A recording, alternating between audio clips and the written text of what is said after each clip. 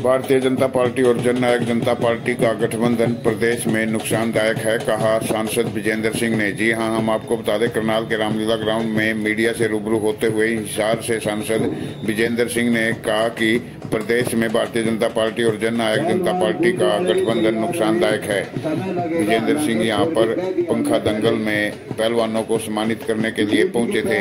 इस मौके पर उन्होंने आगे मीडिया को जानकारी देते हुए बताया कि प्रदेश में भारतीय जनता पार्टी और जननायक जनता पार्टी का गठबंधन नुकसानदायक है। इसकी जानकारी देने के लिए उनके द्वारा सार्वजनिक मंच पर भी और निजी तौर पर भी पार्टी को अवगत करवा दिया गया है।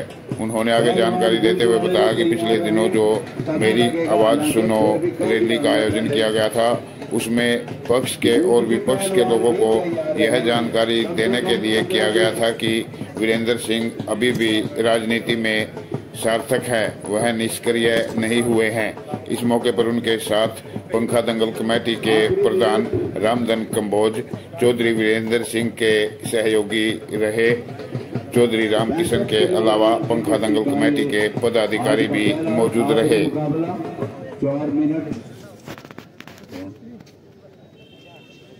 हरियाणा में बीजेपी गठबंधन के साथ चुनाव लड़ेगी जेजेपी के साथ? नहीं, वो तो निर्णय हमारा जो नेतृत्व है उसको करना है, लेकिन हमने तो अपनी बात जो हमारी पार्टी तक जिस तरीके से भी पहुंचाई जा सकती थी, चाहे पार्टी के स्तर पर या सार्वजनिक मंच से, वो बिल्कुल जाहिर की है कि ये जो अलायंस है ये हमारी पार्टी के लिए प्रदेश में नुकसानदायक है। एक सरकार को चलाने का अलायंस था, लेकिन ये कभी किसी भी स्टेज पे इलेक्टोरल अलायंस नहीं था। तो मुझे उम्मीद है कि उस पर पार्टी गहनता से विचार कर रही होगी और जब ये चुनाव खत्म हो जाएंगे इन 4 प्रदेशों के, उसके बाद शायद कोई इस पर निर्णय लिया जाएगा। दिग्गज नेता वीरेंद्र सिंह द्वारा मेरी आवाज़ सुनो रैली की गई थी, भारी जन समर्थन उमड़ा था, क्या संदेश गया प्रदेश में? नहीं, वही संदेश पहला तो यही था कि पार्टी के हित में यदि फैसला लेना है तो ये जो अलायंस है इसके बारे में फैसला जल्दी लेना चाहिए। और दूसरा उसका एक आम संदेश ये भी था कि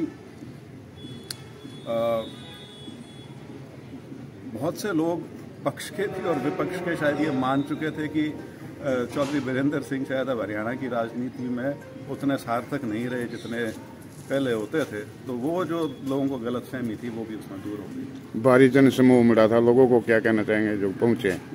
नहीं, वो तो जनसमूह जहाँ उमड़ा था वहाँ बोल दिया था जो बोलना है। अब तो आप लोगों के बीच में है यहाँ पे और दंगल के संदर्भ में आए हैं। मेरे ख्याल से जो भी बातें थी मैं कर चुका हूँ। उसके अलावा पंखा दंगल कमेटी का आयोजन है, क्या किस तरह कहेंगे? बड़े दूर दूर से खिलाड़ी आते हैं यहाँ। सबसे पहली चीज़ तो ये कि इसका इतिहास बहुत अच्छा है।